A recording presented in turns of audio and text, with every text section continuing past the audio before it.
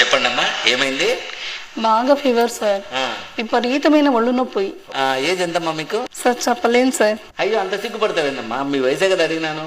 ఒక 26 వేసుకోండి సార్. నేను రాసుకోవడం కదమ్మా, మీ ఏజ్ ఎంతో చెప్పండి. ఎందుకు అంత సిగ్గుపడుతున్నారు? అది ఏజ్ 26 సార్. ఏందమ్మా 26 అని చెప్పుకున్నానికి అంత సిగ్గుపడతాను? భలే ఉన్నావు నువ్వు.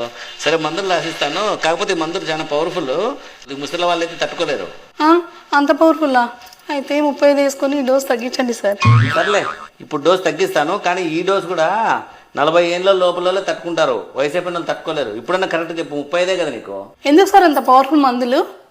ఏదో 45 వేసుకొని కొద్దిగా డోస్ తగ్గించండి. ఎందుకమ్మా మాటి మాటికి ఏజ్ పెంచుతాను, డోస్ తగ్గిస్తాను?